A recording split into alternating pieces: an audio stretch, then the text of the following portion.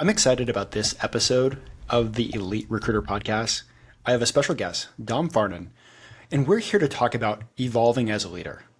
And I've met so many leaders in the recruiting space, and most of them, a lot of them for a long time are not self-aware of how they are acting with their team, what they are doing, sometimes the damage that they're doing, or what if they're actually uplifting their team. Dom came across a self-actualization where she realized that she had to change as a leader. She had to grow as a leader. And this is an inspiring story for when you're in that leadership position, how you can make those changes to be a positive impact. So, Dom, welcome to the podcast. Thank you so much for having me. I'm excited to be here. So, it's the question that we always get started with. How did you even end up in this wonderful world of recruiting? Well, I didn't really have a choice as much as I wanted a job. I was young. I had graduated high school early and I took an internship in marketing. And when that ended, my boss said, well, why don't you go down to HR and talk to them? Maybe they can use you somewhere. And I said, okay. So I went and met the head of HR, this amazing guy, Rod. And I was like, well, what do you have for me? Like, I'll do anything. I'm in college. Like, just, I want to stay working. It's really important to me to keep learning. And he's like, well, I'm hiring recruiters. How about that? We can train you. I had no clue. I just said, all right, let's do that. Let's see how that goes. And so it started that way. And I didn't really research anything other than that. I was just like, okay, I'm all in and here's what I'm doing. And real quick, I should have added this to your introduction. You've also recently written a book too. Mm-hmm. Do you want to talk about that real quick before you do a deep dive into your recruiting background? Yeah, sure. So my book is called Now Here, A Journey from Toxic Boss to Conscious Connector. It is a bit of a memoir and a story, and it starts really in 2020 when, I had the beginning of, I would say, my dark night of the soul, as many people did that year. And I started to go deep in my inner work and healing journey. And I really just was curious about myself because externally, and I share this in the book, like it looked on paper like I had it all. If you looked at my life, you would be like, wow, she's crushing it. It's amazing. She's got this house, da da da. Everything looked great. But internally, I was so disconnected from my essence and my emotions. I was a workaholic. Like there was not any me there. It was just a shell of a person. And so I began feeling really depressed. And it was years of this high functioning workaholic, depressive energy that caught up to me in COVID when I wasn't able to distract myself through traveling and through having a lot of work and being busy all the time and masking all of that. And so, I got serious and I heard a little voice inside of me that was like, you need to do something and you need to do it quick because this is not going to end well. And like, we're very concerned about you. It was almost like my guides or somebody was telling me something was serious. So, I made an investment and I hired my first coach, and she really helped. It was a catalyst that began this journey that I'm still on. And so in my book, the funny story is it's called Now Here, but the reality is like I'm still not done here yet. There's all this work I'm still in, and maybe we'll talk about it later because I'm definitely in this rebirth process of who I have known myself to be and who I'm becoming. Awesome. And I'll make sure to have a link for that book in the show notes. So definitely check the show notes out for the link to the book. So looking at your journey as recruiting, like you pretty much started straight out of, almost like high school, college. You've been in the space for a good amount of years. It looks like for a while you were a solo entrepreneur. Can you talk about that? Yeah, so I was solo. So I worked in corporate. My first job with James Hardy, I was there like 5 years. That was, when I was young, super young. And then that team went to a different company. I followed them there and stayed with the same group of mentors and people that were helping me in my career. Was full time there for a couple of years. And then I got a little itch to want to do consulting. So we worked with this amazing woman named Iris Libby, and she's still one of my mentors and friends, and she's just amazing. I call her my fairy godmother, but She had a company that we work with, and we were in corporate, and I was really interested because I liked the fact that she worked with so many different companies. Like it was fun working in corporate for one thing, doing one thing, but I'm multi-passionate and I have a lot of energy and I get excited by challenges. So I'm like, I think consulting is my vibe. So let me try this out. So she hired me. It was really funny because I was the youngest person on her team, and she's like, I would never hire anybody this junior, yada yada yada, but I pulled your astrology chart. I think it's in the cards for us. Like, I love you. I want to train you up and like I'll mentor you. So that was my first foray into moving into consulting. And from then, I worked with hundreds of companies throughout my career. I ended up leaving her organization and kind of building my own book of business through contract recruiting and consulting gigs. And that became pretty robust. And so by the end of 2018, I had a lot of clients I was working with as a solopreneur recruiter, corp to corp, or however it was structured. And the work was too much for me. There wasn't another hour in the day that I could squeeze out any more actual work. And so I was terrified, but I was like, you know what? I think I need to come out to my clients, bring a team on, have people start helping me, train them up. I don't even know how I'm going to say this to my clients because I think they only love me, but let's try it. And so that's what I did. So then in 2019, my company Dot Connect was really birthed as a team, but before that it was my own consultancy for a long time. And where I feel my strength was as a solopreneur was just my ability to adapt to a lot of different industries, because I worked in everything from big tech to startup to CPG to health and wellness to anything you name it. I probably worked in the industry. Oh, wow. And your company, you scaled up pretty fast and pretty hard. Yeah. And to the recognized by the Inc. 5000. You want to talk about that? Yeah, so it happened fast and furious. I mean, 2019, we had a client, I would say, is our main client. We had a big team of recruiters, about 10 recruiters embedded within one organization, helping them build an entirely new division from the ground up. I played a role of kind of head of talent for that project. We went to about 30 people on our team that year, and then going into 2020, we were excited. We were feeling like we had a good revenue projection. We were continuing to get work. And then COVID hit and everything just stopped, like full stop. So our team went down to about 10, 15 people. We had a little bit of work. We kept that main client. They were still hiring. Um, but at the same time, when I first started my team in 2019, it's not like anyone trained me on leadership at all or management. I did not know anything about leading a team. I had never managed people. I was always just worrying about myself. And so the cracks started to show in 2020. We kind of made it through that year, but at the end of that year we got busy again. People wanted new contracts. People wanted big huge teams of recruiters to come in starting in January and early Q1 of 2021. And that really led me to looking at myself and what wasn't working, and my team's drama and all of the things that started to show up because I was not a conscious leader and because I was not an embodied leader. I tended to point fingers at everybody else doing all the other things and putting a lot of blame instead of taking a look in the mirror and taking ownership and responsibility for my role. And, I believe that leadership is not a title. It is in action. How do you act? How do you be? It's not just a title that you're given and then that's it. You really have to honor it, and you really have to examine if you even want it. I also believe that everybody, no matter what your role, no matter what your length of time in the industry or not, you can be a leader. And so as my philosophy on leadership evolved, I really wanted to, invite my early career folks and my senior folks to be leaders in their role, but it was an invitation. It wasn't like, here you are and you're doing this now. It was like, this is available to you if this resonates and this is what you want. And I will support you in the growth of your leadership skills, different to how I ever felt in my career. And there was some instances where I felt super supported and it was great. And there was most instances where I was just on my own and left to figure it out. And there wasn't a lot of development or anything like that. No, I got a leadership question for you. Definitely for new leaders out there that are building their own firms and have like started hitting some sort of growth.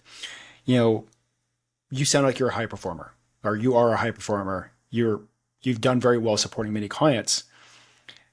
I've seen this sometimes a struggle of high performers and we'll say big billers becoming great managers. Mhm. What advice would you give to them to become that great leader? Yeah, delegate and elevate. It depends. You have to pick a lane, right? I think for me, it was initially a challenge because I had a really big ego and I felt like if I didn't do it, it wasn't going to be done well or right or whatever story I was telling myself at the time. In reality, really reframing my role as a leader to be in service to the team and to help them grow their skills and confidence instead of let me just do it myself because it's easier for me to do it and it takes me 5 seconds versus explaining it and then empowering you and then encouraging you and supporting you and all of that. So I think for the people who are high performers who are trying to build an organization around their capabilities, understanding the role that you want to have. Because if you want to stay in your individual contributor, high performing, top billing role, that's awesome, but that's not a company. That's just you being a solo person like me. If you want to build a company, then you need to make a decision and you need to invest in yourself as a leader, find a coach, find a mentor, find a community, tap into resources that will support you in that evolution. Because there is a big difference between worrying about yourself and all the money that you're building and then supporting others in their development. Okay, that's great. And I know you wrote the book talking about like you realizing that you were, a toxic leader and hitting that toxic point. What was the point where it just like you realized that's what was happening? Yeah, I think for me, there was just drama in my team and gossip, and it felt dysfunctional and it didn't feel cohesive. And it also felt like I was contributing to that dynamic. Initially, it was a small team, very familial. There was a lot of former relationships within the dynamic friendships turned, then they're working with me, or family members, and then they're working on my team. And so really understanding how to reimagine boundaries and how to get the team to view me as a respected leader and not their friend and not their sister and not their cousin and all the things that were at play. But it also came back to me taking ownership and responsibility of what I was going to do and how I was going to show up, and like not blaming, not pointing the finger, and not saying you guys are all a disaster and I'm not. It was really like, okay, we're going to put a pin in this culture and team right now. I'm going to go deep in my work and really sort this out, and then I'm going to come back and I'm going to show up differently. But I'm also going to invite you on the ride with me. Like I made a commitment to my team. It's not like I just buried my head in the sand for 6 months and went on some self-discovery walk. I really was like, I am so sorry. I didn't even realize that this is really like how we're feeling and how I'm feeling about this. And so I'm committing to you in my own leadership development. I'm going to invest in a coach. I'm going to invest in this. I'm going to do this work. I'm going to, do my healing work that is scary. I'm going to face off with myself and hope that I can change this dynamic. And I knew that I would. I knew when I started the journey, like I was being called forward by something to really show up in my essence and not in my ego. For the longest time, I was in ego. And it's got to be hard to, I feel like it'd be hard to admit that to your team. How did your team take that when you started the journey and started talking about the journey? Yeah, my team and my husband were like, good luck with that. Everyone's looking at each other slacking, like, are you hearing this? Like, she's crazy. I don't think she's gonna change. Like, LOL, all the things. I saw that and I heard that, and I don't blame them. I don't blame them. And it's not perfect. It's not like I declared this and then everything was not rocky, and it was amazing. Like I declared this with a lot of humility, and it took a lot for me in my ego high performing way to humbly go, yeah, I realize this isn't working, and it's a lot more me than it is you. I know I've been telling you all, it was you. It's actually me, and so let me just try and dissect this, and I want you guys to know where I'm at and know that I'm a work in progress and know that it's not constantly moving forward. There were steps moving forward, and then there was steps back. And in your healing journey, at least in my healing journey, what I found is giving myself a lot of grace and self-love and acceptance for who I am as a human. I'm imperfect. It's ugly. It's not, straightforward. It's very windy road.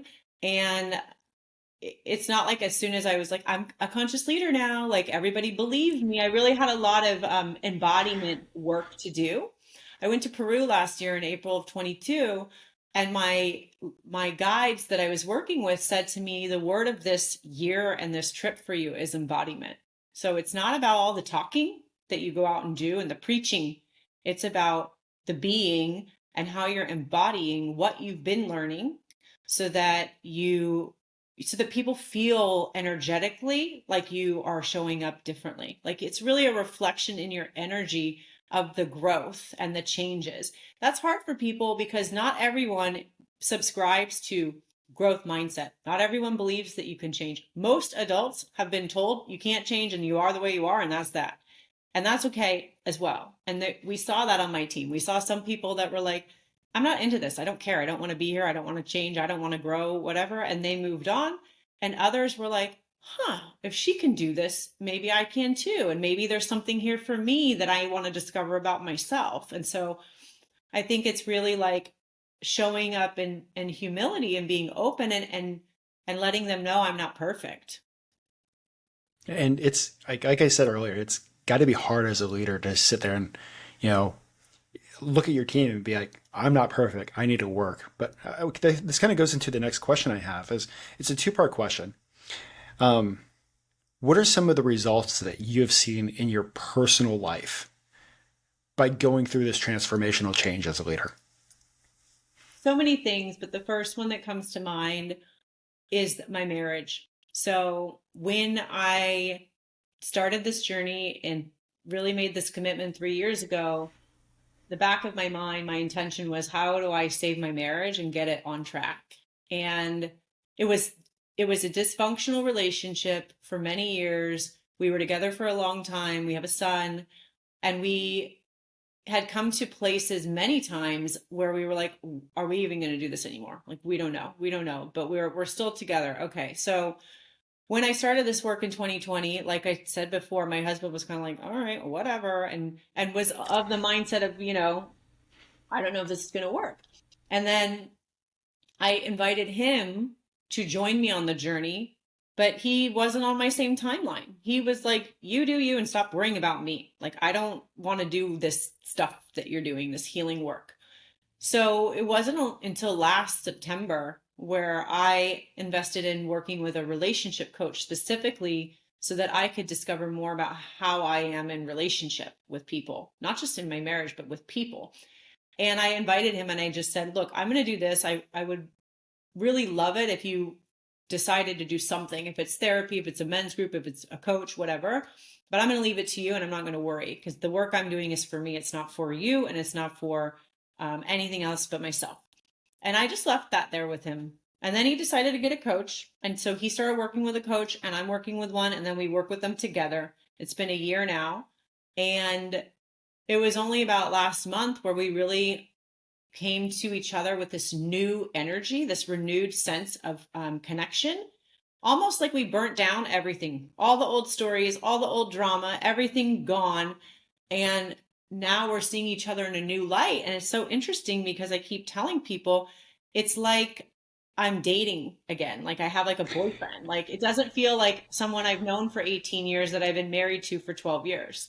It feels like I don't know this new man in front of me, so it feels exciting and it's it's just so special to me. And that I would say has been the most profound change in my life. And I know, like, I've been praying for this. And this is what I told him. We had lunch last week and I started crying. And I was just like, this has been the biggest prayer in my heart. And I've just been holding this vision, knowing that if I do this work and if I'm brave and if I'm willing to really let all this stuff go, and you're willing to as well, like, I knew that we could reconnect and really know each other from a place where we are two, fully formed, emotionally intelligent adults. When we met, it was like I had a lot of baggage and I was young, and he had a lot of baggage and he was young. And then we met and boom, we're together. And there wasn't any conscious level of anything. So really this consciousness work has rippled in so many areas of my life. But I would say my most proudest like accomplishment in all of it, beyond my team and all that other stuff, has been how it's impacted my marriage. I absolutely love that. And I'm going to ask the same question, and let's kind of take a step away from 2023 has been a very interesting year in the recruiting world. So as you've gone through this journey, what are some of the results that you've seen also in your business? Yeah, so I would say, our team was on Inc. 5000 2 years in a row for the last couple of years, and that was exciting and impressive and fun and expansive. I'll also say last year it brought me so much joy to win 6 awards on Comparably for our culture, for our leadership. And this is from your own team telling you what they like about you and your company. And so that was really touching because it felt like, just a little star on all of the hard work. And the team knows what they know and what I share very publicly about this journey. But there's also the private moments behind the scenes that I've had to go through, the death cycle of my identity, of my labels and titles and ego. And there's been a lot behind it. So to me, to have that's been really close to my heart. And now I'm just so proud, like seeing where many of my team have moved on in their careers and what they're doing and how they still engage with each other on LinkedIn and how we support each other, and how we look out for each other, and how many of them are calling, texting, and emailing me that they can't wait till business picks up. They want to come back here. They're ready to go. Like, we're still very connected because ultimately we were all living the same values and we had the same vision that we were working towards together. And for me, I always said, it doesn't matter if you work for me for a day or a year or 5 years or forever. The time that you have working with us in this company, I want it to be the best. And so that was really what I was going for. I knew that nobody was going to stay here forever. That's okay. It wasn't about that. It was like, how do you feel when you're here and you're in our team and in our organization? And it's unlike anything that many of the team have talked about. I still stay in touch with a lot of them, and they're telling me what they're doing, how the new teams are and their new leaders are. And it's a lot of the same stories where it's not that pretty and it's not that welcoming and it's not that collaborative and team oriented, which is really sad. But I think that, all of that is good information that there's still work to be done in corporate. And I think that's super awesome because so often when somebody leaves an organization, most people leave an organization due to leadership, and they're like, see you later, sayonara, I hate this place, I'm gone. But, with 2023 being an interesting year in the recruiting space, they're looking at you like the next opportunity to join back up. Mm-hmm. That says a lot about you. Yeah, I will receive that because I believe that. And it's been a very trying and challenging and interesting year, but at the same time, I also believe that things are going to come back. It's not going to be like this forever. Like, I've lived through a couple of these cycles, be it this is the most challenging one for sure, but I do trust that everything is happening in divine alignment and timing, and for me, for us, for the collective. So I don't feel like it would be any other way. I'm happy with where we're at. And for anybody else that's dealing with a lot of challenges this year, and we'll focus on like economical challenges and the industry, what advice would you have for them at the moment for going through all this? Get creative and get clear on yourself. If you are in between opportunities right now, if you're taking a pause or you have a forced pause, it's your time to really go inward to you. Like, what is your heart telling you that you want to do, that you can do? How can you take your skills and do something different? Don't bang your head against the wall trying to find another recruiting job with the thousands of other people that are trying to find another recruiting job right now. Get creative. I know many of the earlier career folks on my team, some of them went to agencies, some of them went and left already and are doing different types of roles right now as they're waiting this out and showing their resilience. And I believe, you know, the reality is yours to create. You're powerful. You're an infinitely powerful being. So if you play the infinite game, you just get creative. You get creative. What can I do? I had a woman that I met at the Chamber of Commerce here in Laguna, where I live, who started a dog walking business, and her business is booming, and she's happy, and she's in shape, and she's outside with dogs. Like, why are we not all doing this? You know, like, I'm going to be there with her. Like, this is it. So I just think, Uh, like, be open and get curious. Like, and create whatever you want to see. Like, there's no rules. There's no rules that say, like, just because you did this means you have to keep doing it. That I'm in the same boat right now. Just because this is all I ever knew doesn't mean that this is all I'm going to ever do. and you've used some of your skill sets, and you've expanded your book of business into some other things. Do you want to talk about that real quick? Yeah, of course. So, a big focus is what I'm passionate about and what's bringing me joy. So, right now I'm enrolled in grad school. I'm getting a degree in consciousness and action, which I believe I live and embody, but I'm kind of putting some finer tuning around it. That will feed into a PhD program focused on regenerative business and visionary studies. So this is like really, really out there. Like, what is the next future of work and leadership going to look like? I don't know, but I'm going to be leading that. So that's exciting for me. I'm also focused on, leadership coaching and bringing consciousness into companies via their CEOs or their heads of people. Those are the two types of clients that I tend to work with. And I love that because it shows that there are conscious, curious leaders out there. There are people who want to go from burnout to breakthroughs and who want to feel empowered and excited and not frustrated, and who really want to bring this work to their teams so that they can support their teams and turn their organizations into human potential development companies. All this AI and all that, that's great. That's going to be helpful for a lot of people. But at the end of the day, we're still human beings working together within companies. And so people who invest in human potential development are the forward thinking companies. And so that's what I'm focused on, excited about, and really, doing at the moment.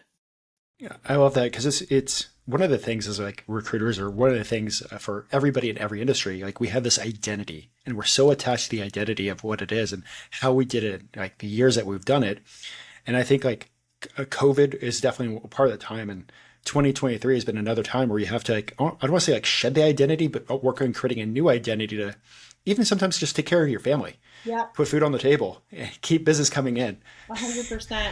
I've been going through an identity and ego death for over a year, for a couple of years now, for sure. And it's morphed multiple times. And this latest one really has hit me. It's felt really heavy to see a company that I've built that was so amazing have to contract. But my husband said something really good the other day, like, you have to contract to then expand again.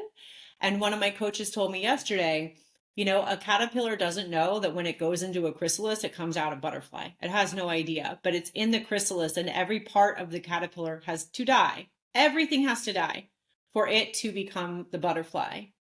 And it can't ever go back to being a caterpillar.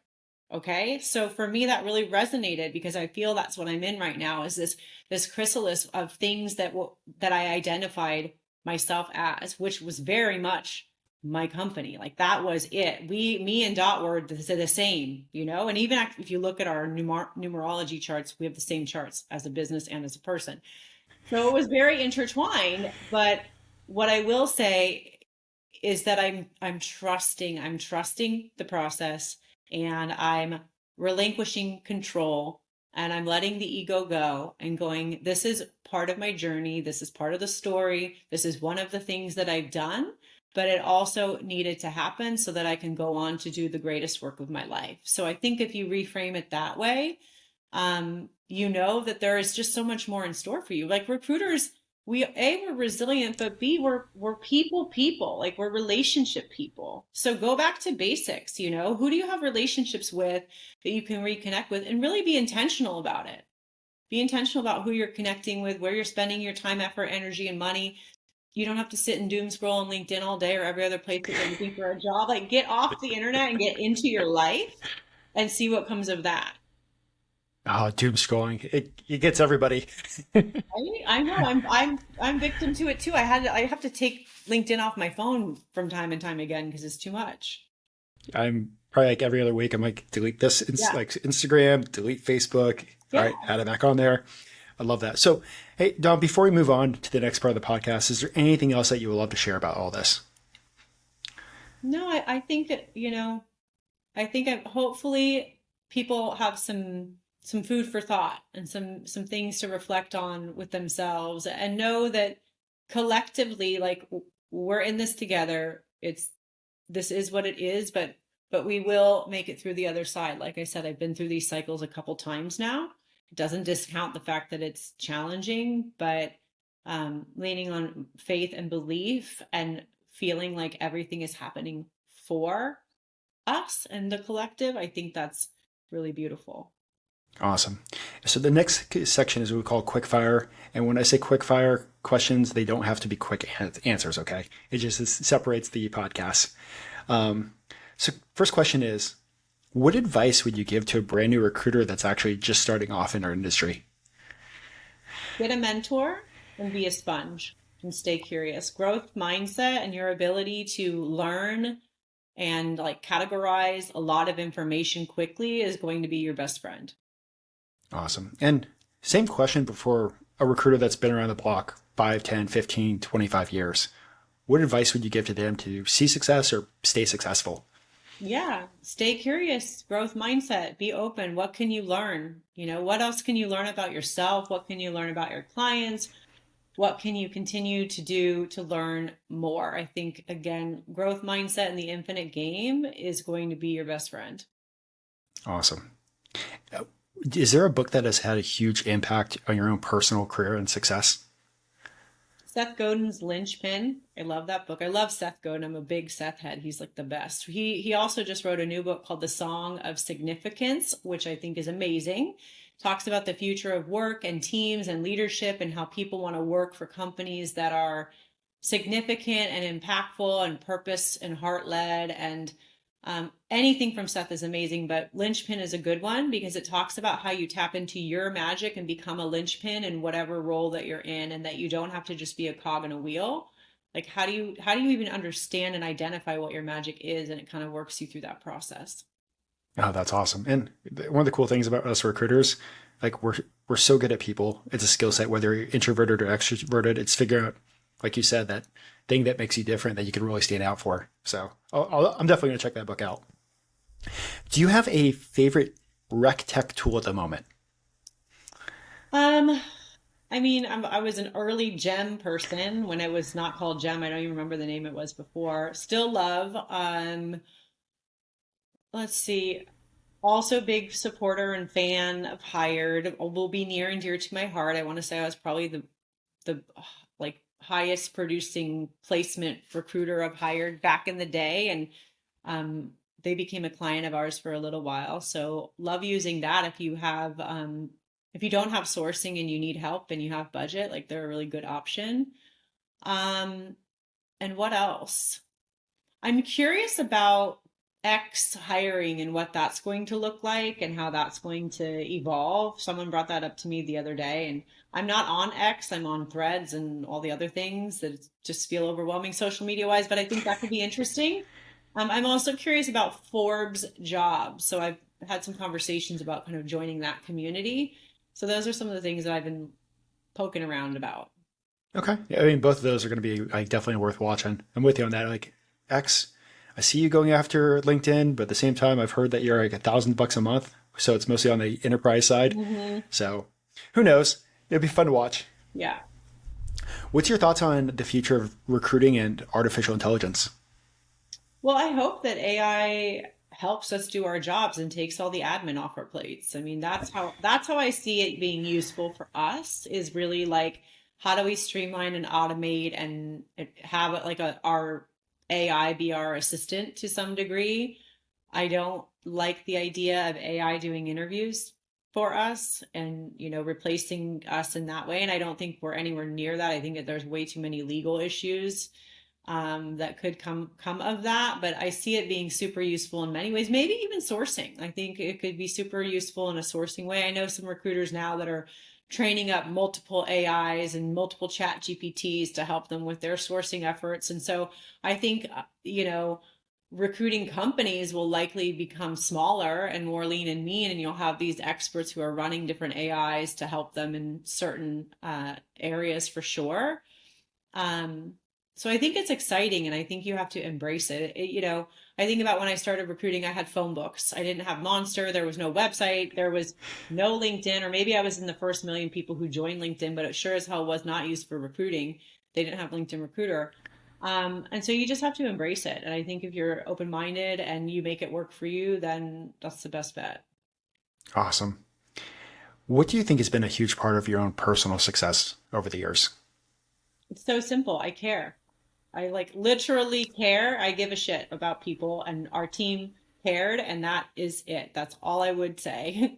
And it's shocking because it's so basic, but apparently there are a lot of people who don't care and cut corners and don't have time and aren't intentional. And I think a high level of intentionality and a high level of care goes a long way. And, that is your currency, and that is your ability to get ahead and move through life. So for me, it's just like care and consideration and intention. Awesome.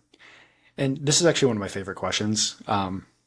With everything that you know now, the ups and downs that you've gone through, if you can go back and sit down with yourself, have a cup of coffee with yourself at the very beginning of your career, what advice would you give yourself? I would say start my company earlier, Okay. like bet on myself earlier, trust myself more earlier, and have that belief. It took me such a long time to get over this imposter syndrome.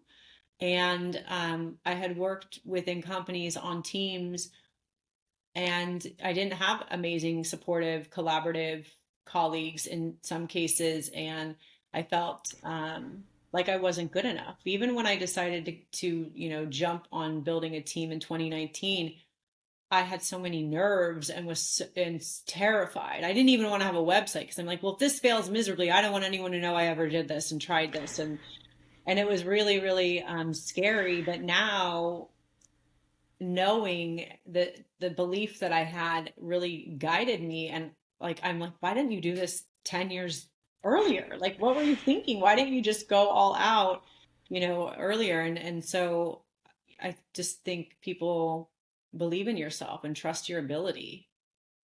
I absolutely love that. Well, before I let you go, is there anything else that you would love to share with the listeners?